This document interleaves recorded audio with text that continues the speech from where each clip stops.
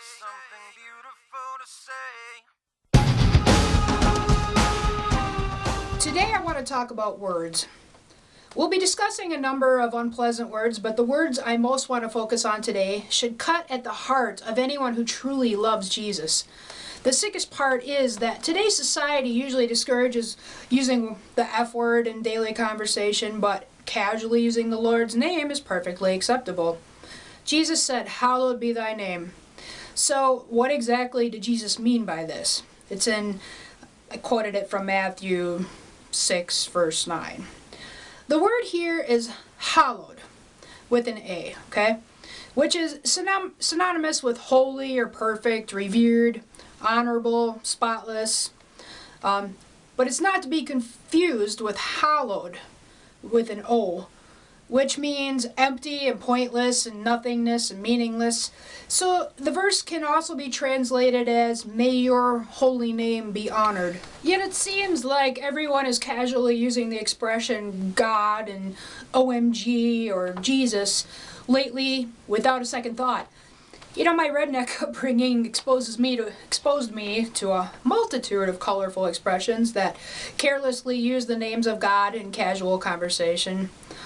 From kids shows to primetime TV, it is now totally acceptable to casually use our Lord's name in frustration or just even as a meaningless word. And when we use God's name so casually, we're not treating God's name as beautiful and holy or hallowed. We're treating it as hollow and meaningless. God's name is so much more than just a name. I mean, for us, a name is just something that we call each other to separate us from somebody else in a crowd. With God, it encompasses all that He is and all of His love and goodness and awesomeness and a whole bunch of other things that we can't even begin to understand. It has, basically an astronomically bigger meaning than our own names do. And this, we really can't fully understand. So from Exodus in chapter 20, the third commandment reads, "You shall not take the name of the Lord your God in vain, for the Lord will not hold him guiltless who takes his name in vain." So what exactly does it mean to take the Lord's name in vain? There are numerous opinions on the subject, but there's one black and white point that I've found. We are not to use God's name in our promises and oaths. We should never use expressions like, "I swear to God that if you don't," or "By God, I swear," casually, or without absolute truth. This kind of swearing or cursing is absolutely a sin. And this is why Jesus said in Matthew, quote, "Again, you have heard that it was said to the people long ago, 'Do not break your oath, but fulfill to the Lord the vows you have made.' But I tell you, do not swear an oath at all, either by heaven, for it is God's throne, or by the earth, for it is his footstool, or by Jerusalem, for it is the city of the great King. And do not swear by your head, for you cannot make even one hair white or black. All you need to say is simply yes or no. Anything beyond this comes from the evil one." So overall, the third commandment is kind of a warning against making promises you can't keep. So yeah, we really shouldn't be making promises we can't keep, and we definitely shouldn't be swearing on God that we're going to keep these promises. And not only that, using holy sounded phrases like, "Thus saith the Lord," or "God told me to tell you this," or "God said this," about any subject or anything outside of the actual quoted words in the Bible of Yahweh or Jesus or the prophets is a sin.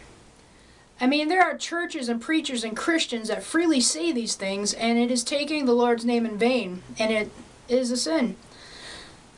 Notice the New Testament writers never said such things. When using their own thoughts and words, Paul did not say, "Thus saith the Lord," after he said women should remain silent in the churches. "They are not allowed to speak, but must be in submission, as the law says. For it is disgraceful for a woman to speak in the church." And that's in 1 Corinthians. And why did he not say, "Thus saith the Lord"? Because they were his own words and the laws of men, not God's. It is a sin to claim to speak with authority for God outside of quoting what he actually said in the Bible. It is using his name in vain. I mean, we've all heard TV evangelists do this. This should not be confused with someone saying a heartfelt, I think God is telling me this, or I think that God is saying that, or something on that idea. But, that is another complicated discussion entirely that we'll talk about some other time regarding prophecy. But anyway, yeah, I know the third commandment is a bit confusing, and obviously I've got a little confusion myself over it. There's a lot about it that's got some gray areas. And anyone who claims to not be a bit confused has been misled. And I'll share with you what I think to be important when considering the third commandment. First of all, for sure, we should not make false oaths or promises by God's name ever. Secondly, we should never use expressions like OMFG or Jesus effing Christ or any of those other ones that sound like nails on a chalkboard to any of us that love Jesus. Anything that belittles or curses our magnificent Lord and Savior. And third, using God's name casually in conversation without awe or reverence brings God down to our lowly level, which is not glorifying our awesome God and King. And fourth, we should never claim to speak for God or call anything we ourselves say as God's word, outside of the actual words of Jesus or Yahweh and God and the prophets in the Bible. If you feel you've heard a word from God or have the gift of prophecy, remember, you are accountable to God for how you present it to others. Don't sell even your best opinions and so-called wisdom to others as being God's absolute word. And with that being said, I myself am sure I need forgiveness in this area as well, and I hope all of you forgive me for any of the times I've ever done that. Okay, enough with the heavy. So now let's talk about the lesser problems in our daily language. Our everyday cuss words. And it seems every year a new cuss word is deemed acceptable on primetime TV for the entire family to enjoy. I think most of us recognize the bad words or the words that are generally socially frowned upon, such as the F word and the C word. And then there are the nasty words that are a bit more socially acceptable, such as the S word or the P word. And finally, there are the words that are not nice but are still quite acceptable by most people in certain situations, such as damn and hell. Kind of like things like saying damn it or what the hell. Unfortunately, I say this quite a bit and I'm working on getting past that. But anyway, so society is becoming quite numb to hearing and using these words in everyday conversation. And let us not forget about all of the cute euphemisms we have as well. I'll share a definition with you.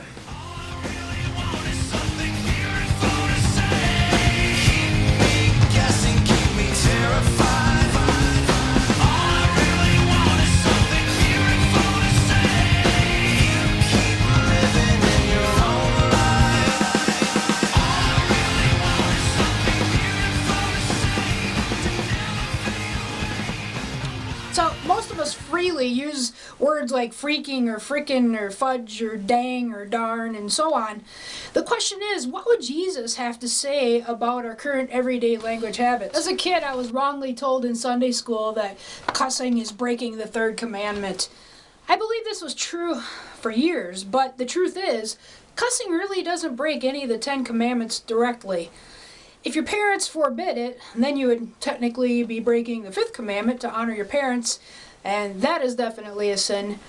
But the church seems to be all over the board on the subject.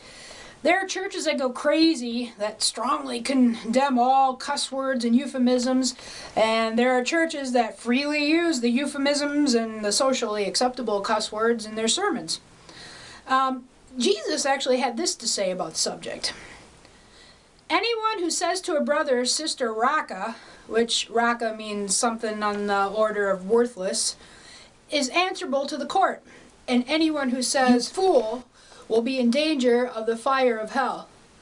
In Luke chapter 6, verse 45, Jesus says, a good man brings good things out of the good stored up in his heart, and an evil man brings evil things out of the evil stored up in his heart.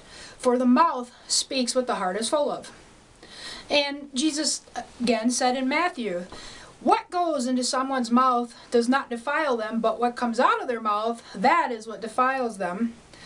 The things that come out of a person's mouth come from the heart, and these defile them. Or make you, the word defile means unholy or makes you a bad person, or you get the picture. So, let's not forget that Jesus had strong name-calling words for the Pharisees that to some extent could be considered cussing. He called them vipers and a number of things that were not very nice. So, I don't know about you, but I know I'm a little bit confused. And I'll share with you what I feel God has highlighted to me regarding cussing.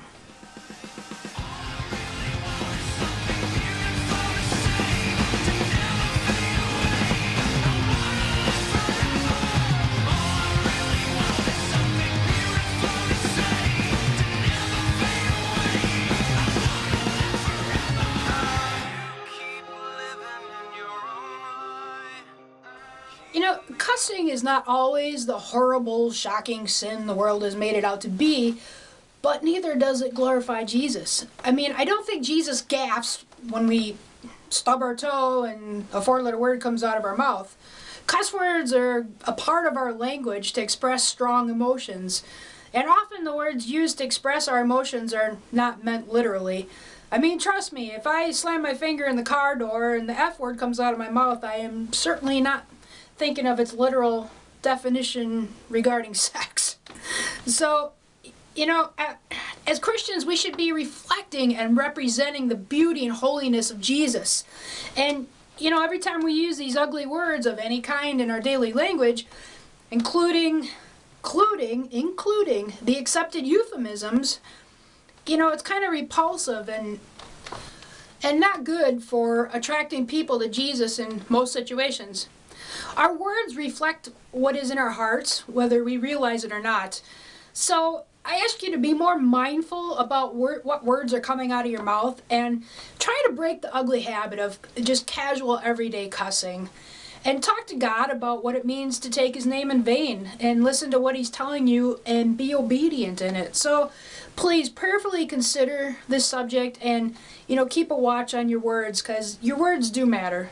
And they matter to God and they matter to the people around you. And when you're cussing, you don't sound tough, you sound like an idiot. That's something I kind of figured out a long time ago. People that use a lot of cuss words and just sound stupid. So there's the human side of it, okay? So thanks for tuning in. God bless, and we'll catch up with you next time.